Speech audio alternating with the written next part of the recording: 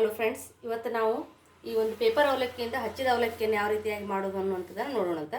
ಇದಕ್ಕೆ ಬೇಕಾದಂಥ ಸಾಮಗ್ರಿಗಳು ಈ ಒಂದು ಪೇಪರ್ ಅವಲಕ್ಕಿ, ಈ ರೀತಿಯಾದ ತೆಳುವ ಅವಲಕ್ಕಿ ಇರ್ತಾವಲ್ಲ ಇವುಗಳನ್ನು ತೊಗೋಬೇಕು. ಇವನ್ನ ಸ್ವಲ್ಪ ಬಿಸಿಲಿಗೆ ಇಟ್ರಿ ಅಂತಂದ್ರೆ ಸ್ವಲ್ಪ ಇವು ಕುರುಕುರು ಆಗ್ತಾವೆ. ಈ ಒಂದು ಪೇಪರ್ ಅವಲಕ್ಕಿ ತೊಗೋಬೇಕು. ಹಸಿಮೆಣಸಿನ್ಕಾಯಿ,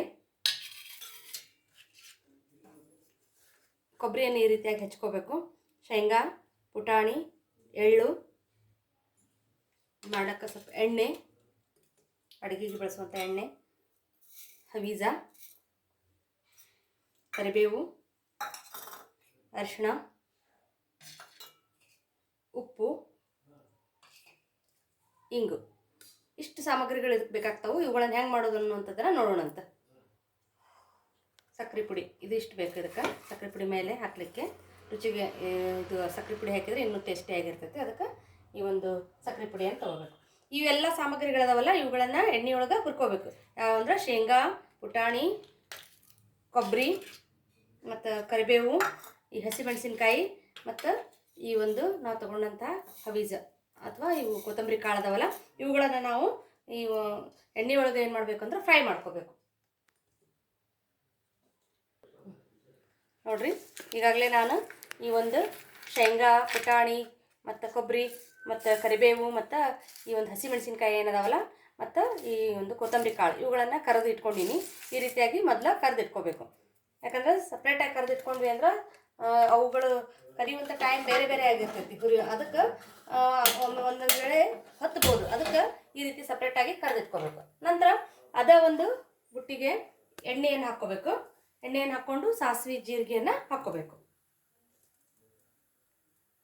ನೋಡ್ರಿ, ಈ ಒಂದು ಬುಟ್ಟಿ ಒಳಗೆ ನಾವು ಏನು ಬಗೋಣಿ ತೊಗೊಂಡಿರ್ತೀವಲ್ಲ ಅದಕ್ಕೆ ಎಣ್ಣೆಯನ್ನು ಹಾಕಿ ಅದಕ್ಕೆ ಸಾಸಿವೆ ಜೀರಿಗೆ ಮತ್ತು ಸ್ವಲ್ಪ ಈ ಒಂದು ನಿಮಗೆ ಬೇಕಂತಂದ್ರೆ ಅಷ್ಟೇ ಬೆಳ್ಳುಳ್ಳಿಯನ್ನು ಹಾಕ್ಕೋಬೋದು.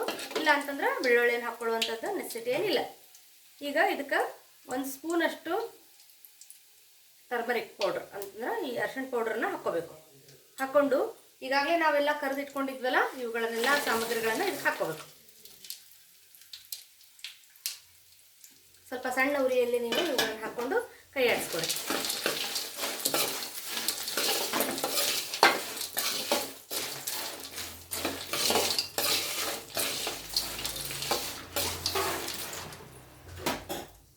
ಕೈ ಆಡಿಸಿ ಸ್ವಲ್ಪ ಇದು ಫ್ರೈ ಆದಮೇಲೆ ಹಿಂಗನ್ನು ಹಾಕ್ಕೋರಿ.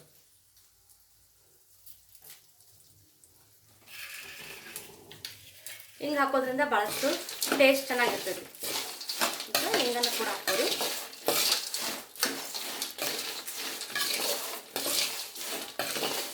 ನೋಡ್ರಿ, ಇದು ಒಗ್ಗರಣೆ ಏನೈತಲ್ಲ ಭಾಳಷ್ಟು ಘಮಾನ ಆಗತೈತಿ. ಈ ರೀತಿ ಹದವಾಗಿ ಹುರ್ಕೊಂಡ್ರಿ ಅಂತಂದ್ರೆ ಬಹಳ ಟೇಸ್ಟಿಯಾಗಿ ಈ ಒಂದು ಅವಲಕ್ಕಿ ರೆಡಿ ಆಗ್ತಾವೆ. ಇದಕ್ಕೆ ಈ ಒಂದು ರುಚಿಗೆ ತಕ್ಕಷ್ಟು ಉಪ್ಪನ್ನು ಹಾಕ್ಕೋರಿ. ಸ್ವಲ್ಪ ಉಪ್ಪು ಕಡಿಮೆನೇ ಹಾಕ್ಕೋರಿ. ಯಾಕಂತಂದ್ರೆ ಅವಲಕ್ಕಿ ಸ್ವಲ್ಪ ಉಪ್ಪು ಇರ್ತಾವೆ. ಅದಕ್ಕೆ ನೋಡಿ ಮತ್ತೆ ಬೇಕಾದ್ರೆ ಹಾಕೋರಿ ಅಂತ. ಈಗ ಮಾತ್ರ ಒಗ್ಗರಣೆಗೆ ಸ್ವಲ್ಪ ಕಡಿಮೆನೇ ಹಾಕ್ಕೋರಿ.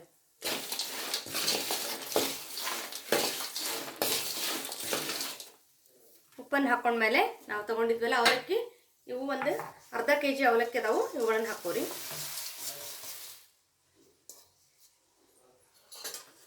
ಹಾಕ್ಕೊಂಡು ಸಣ್ಣ ಉರಿಯಲ್ಲಿ ಇವನ್ನ ಕೈ ಆಡಿಸ್ತಾ ಇರಬೇಕು. ಸ್ವಲ್ಪ ಕ್ರಿಸ್ಪಿ ಆಗೋವರೆಗೂ. ಆಲ್ರೆಡಿ ಇವು ಬಿಸಿಲಿಗೆ ಇಟ್ಟಿರೋದ್ರಿಂದ ಸ್ವಲ್ಪ ಕುರುಕುರು ಆಗಿರ್ತಾವೆ. ಆದರೂ ಎಣ್ಣೆಯಲ್ಲಿ ಕೂಡ ಇವು ಏನಾಗಬೇಕಂತಂದ್ರೆ ಸ್ವಲ್ಪ ಬಾಡಬೇಕಂದ್ರೆ ಕುರುಕುರು ಅನ್ನೋಂಗೆ ಆಗಬೇಕು. ಹಿಂಗೆ ಹುರಿತಿರ್ತಿರಲ್ಲ ಅವಾಗನ ಎಳ್ಳನ್ನು ತೊಗೊಂಡಿರ್ತಿರಲ್ಲ ಎಳ್ಳನ್ನು ಕೂಡ ಹಾಕ್ಕೋಬೇಕು. ಇದಕ್ಕೆ ಎಳ್ಳನ್ನು ಹುರಿಯುವಂಥದ್ದು ಏನು ಅವಶ್ಯ ಇಲ್ಲ. ಯಾಕಂದರೆ ಇದು ಬಿಸಿ ಒಳಗನ ಏನಾಗ್ತಾವೆ ಅಂದ್ರೆ ಇವು ಹುರಿತಾವು.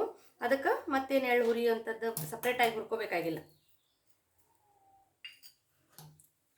ಸ್ವಲ್ಪ ಸಣ್ಣನ್ನು ಉರಿ ಇಟ್ಕೊಂಡು ಇವುಗಳನ್ನ ಕೈ ಆಡಿಸ್ತಾ ಇರಬೇಕು.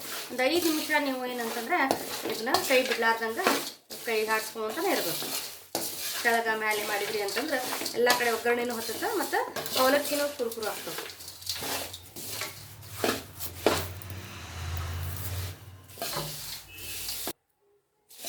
ನೋಡ್ರಿ, ಒಂದು 5 ನಿಮಿಷ ಹುರಿದ್ಮೇಲೆ ಈ ರೀತಿಯಾಗಿ ಕ್ರಿಸ್ಪಿ ಆಗ್ತಾವೆ ಇವು. ಈಗ ವರ್ಷನ ಆರಿಸಿಬಿಡ್ರಿ. ಆರಿಸಿ ಒಲೆಯನ್ನು ಆರಿಸಿ ಆಮೇಲೆ ನಾವು ತೊಗೊಂಡಂಥ ಸಕ್ಕರೆ ಪುಡಿ ಏನೈತಲ್ಲ ಇದನ್ನು ಹಾಕ್ರಿ. ಸ್ವಲ್ಪ ಸಕ್ಕರೆ ಪುಡಿಯನ್ನು ಇಷ್ಟು ನೋಡ್ರಿ, ಇಷ್ಟು ಸಕ್ಕರೆ ಪುಡಿಯನ್ನು ಹಾಕ್ರಿ. ಹಾಕಿ ಕಲಿಸಿದ್ರಿ ಅಂತಂದ್ರೆ ನಮ್ಮ ಹಚ್ಚಿದ ಅವಲಕ್ಕಿ ರೆಡಿ ಆಗ್ತಾವೆ. ಇವು ತಿನ್ನೋಕ್ಕೆ ಚಾ ಜೊತೆ ತಿನ್ನಲಿಕ್ಕೆ ಭಾಳಷ್ಟು ಟೇಸ್ಟಿಯಾಗಿರ್ತಾವೆ. ಸ್ನ್ಯಾಕ್ಸ್ ಇವನ್ನ ನೀವು ಮಕ್ಕಳಿಗೆ ಸ್ನ್ಯಾಕ್ಸ್ ಜೊತೆ ಕೊಟ್ರಿ ಅಂತಂದ್ರೆ ಭಾಳ ಇಷ್ಟಪಟ್ಟು ಮಕ್ಕಳು ಏನಂತಂದ್ರೆ ತಿಂತಾರೆ.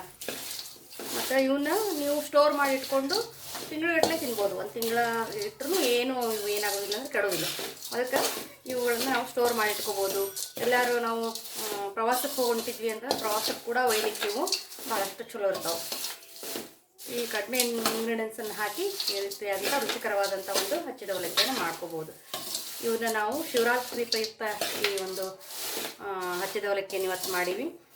ಈಗ ತಮಗೂ ಕೂಡ ಎಲ್ಲರಿಗೂ ಮಹಾಶಿವರಾತ್ರಿಯ ಶುಭಾಶಯಗಳು. ಧನ್ಯವಾದಗಳು.